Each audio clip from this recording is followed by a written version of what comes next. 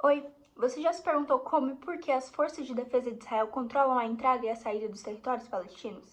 Me chamo Isabela, sou aluna da quarta fase do curso de Relações Internacionais da UFSC e no episódio de hoje da série Crises e Conflitos, iremos abordar as causas e os efeitos das políticas securitárias de Israel na travessia de Rafah, em Gaza.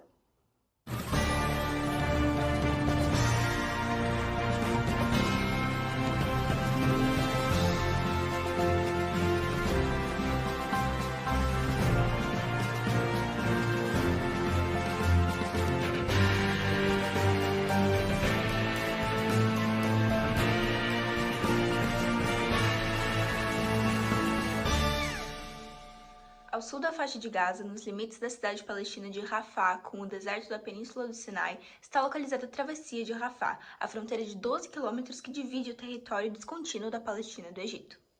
Por não cruzar com o território israelense, ela é a única fronteira de Gaza que não é de controle direto e exclusivo de Israel. Teoricamente, Rafah deveria ser controlada apenas pelas autoridades palestinas e egípcias, cada uma do seu respectivo lado, mas Israel ainda exerce influência sobre a passagem. O Estado sionista monitora toda essa atividade no sul de Gaza a partir de sua base militar de Kerem Shalom, que fica no ponto onde os territórios de Gaza, Israel e Egito se cruzam, e em outros pontos de vigilância estratégicos. Para os 2 milhões de residentes em Gaza, a fronteira serve como uma conexão vital com o mundo exterior, permitindo a passagem de recursos essenciais aos quais o acesso dentro do ínfimo território palestino é limitado. Ao longo dos anos, essa passagem viu inúmeras mudanças, aberturas e fechamentos. Em tempos de paz, pessoas, bens e ajuda humanitária cruzam Rafah.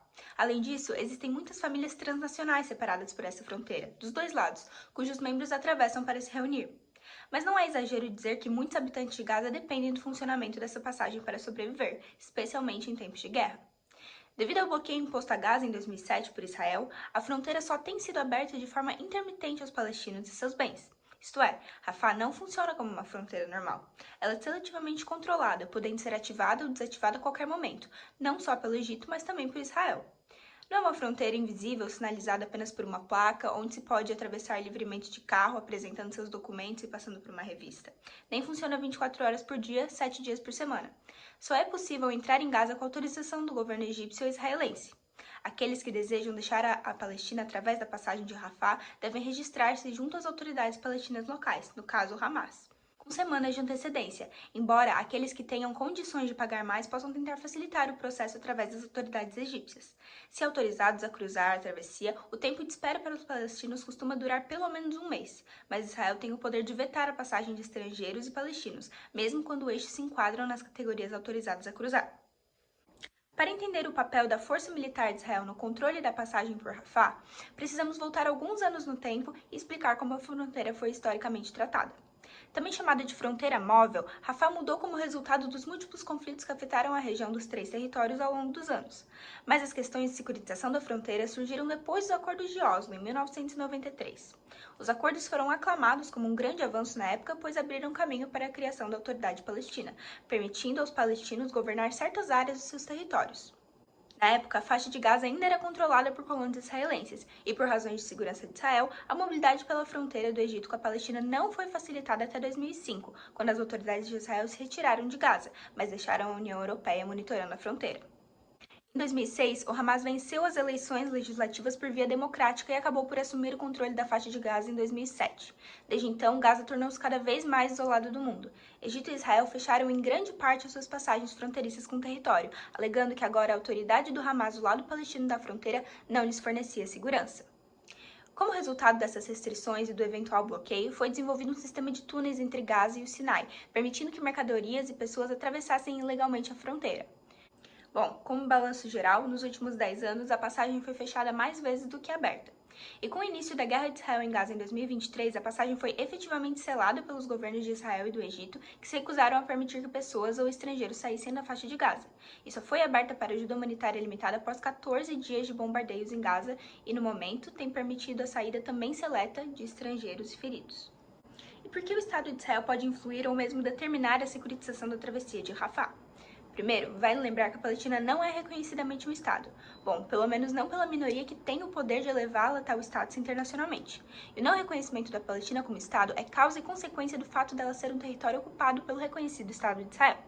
Com a formação da Autoridade Nacional Palestina a partir de Oslo, a esperança para a legitimidade do Estado palestino diante da comunidade internacional como um todo parecia mais otimista, mas os conflitos entre os partidos do Hamas em Gaza e do Fatah na Cisjordânia, ambos considerados grupos terroristas por muitos dos países que não reconhecem a Palestina, é afirmada por estes como a causa da instabilidade na região, o que dificultaria, portanto, a independência formal dos palestinos. Uma vez também que a Palestina não é um Estado, ela não possui um exército formal, e sim milícias armadas que se destrincham dessas e de outras organizações políticas. Com uma força armada e estruturas muito mais frágeis, não é difícil que Israel exerça controle sobre suas terras descontínuas, respeitando as fronteiras estabelecidas pela ONU. Seja através de assentamentos ilegais e dos checkpoints na Cisjordânia que configuram, como reconhecido por muitos, um verdadeiro regime de apartheid, seja tendo a palavra final sobre quem e o que entra e sai de Gaza pela securitização da travessia de Rafah, uma fronteira que divide territórios que não são seus. Por mais que esteja descumprindo acordos internacionais de modo a engendrar políticas securitárias discriminatórias contra os palestinos, seja em Gaza, seja na Cisjordânia, seja em Israel, o Estado sionista segue sendo tido como o oásis da democracia no Oriente Médio por muitos dos seus nacionais e internacionalmente também, e suas insubordinações não são punidas nem revertidas. E o que resguarda essa legitimidade a Israel, falando especificamente da securitização da travessia de Rafah? Uma resposta para isso pode ser o reconhecimento da iminência de ameaça à sua sobrevivência como Estado, que pode ser explicada pelos elementos do processo de securitização dos estudos ampliados. A teoria da securitização da Escola de Copenhague descreve um processo pelo qual determinados temas são transformados em questões securitárias, de modo a saírem da esfera política ou não política para serem tratados com o uso da força. A fronteira de Rafah, tanto do lado egípcio como do lado palestino, tem um histórico de ser um centro de contrabando, em grande parte graças aos túneis que foram construídos sob a travessia, seja de bens essenciais quando ela é bloqueada ou de armas e combatentes considerados terroristas.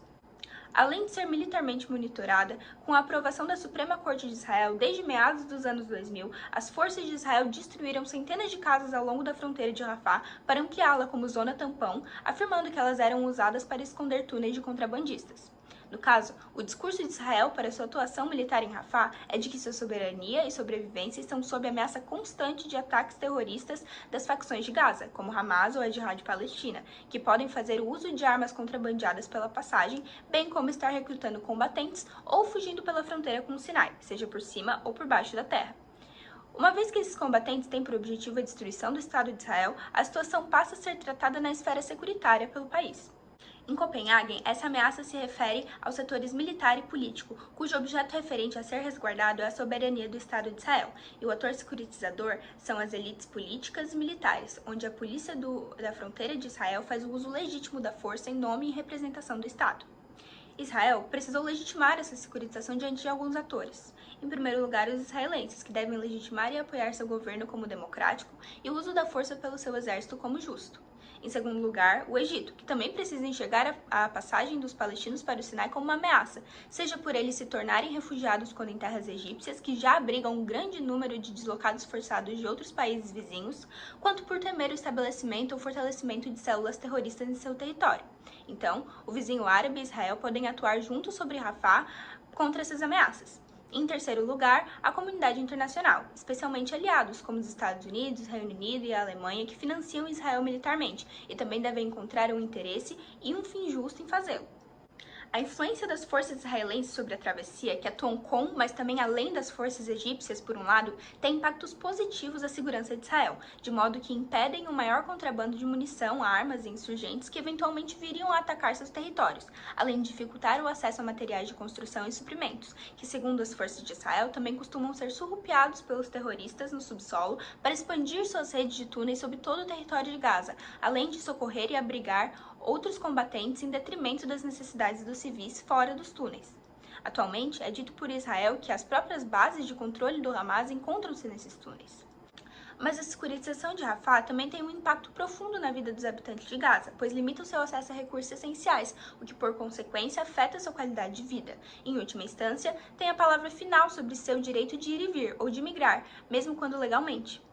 Em resposta às políticas securitárias de Israel na região, o Instituto de Estudos da Palestina lembrou que os túneis eram regulamentados pelo Hamas, mas que em grande parte não pertenciam nem eram operados por ele, e eram uma resposta à imposição de um bloqueio por Israel que controla drasticamente e vezes proibiu quase todas as mercadorias que entram no território, desde materiais de construção e gasolina até itens como macarrão.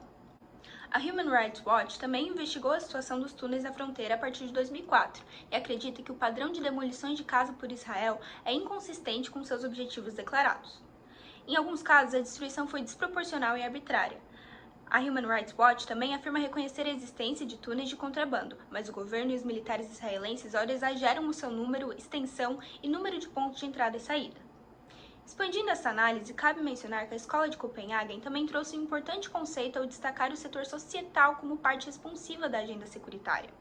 Em Israel, um Estado baseado no sionismo, as questões de assimilação identitária de um nacionalismo construído sobre uma ideologia étnico-religiosa como projeto político também influem nas políticas de segurança. As ameaças aos setores societal, militar e político estão interligadas e se retroalimentam, pois representam uma ameaça à sobrevivência de Israel não apenas em termos de sua segurança territorial, mas também de sua identidade e ideologia. Isso nos ajuda a compreender como os esforços para proteger a soberania de Israel pelas fronteiras de Gaza, mesmo com o Sinai, pela interdição do acesso legal ao território israelense via Gaza, salvo raríssimas exceções, refletem também os esforços para manter as relações étnicas de Israel, o domínio da maioria judaica sobre a minoria árabe, tanto em número quanto em termos de direitos concedidos. Em conclusão, a teoria da securitização fornece elementos importantes para que possamos esclarecer as formas como as autoridades de Israel se comportam e têm sido capazes de legitimar moral e formalmente sua hegemonia contínua nesse conflito assimétrico ao longo dos anos, tanto diante de sua própria população quanto dos grandes tomadores de decisão do sistema internacional, especialmente após a ascensão do Hamas como autoridade em Gaza. Obrigada por assistir, acompanhe os demais conteúdos da playlist Crises e Conflitos, curta esse vídeo, deixe seu comentário e não esqueça de se inscrever no canal para ficar por dentro das novidades. Tchau!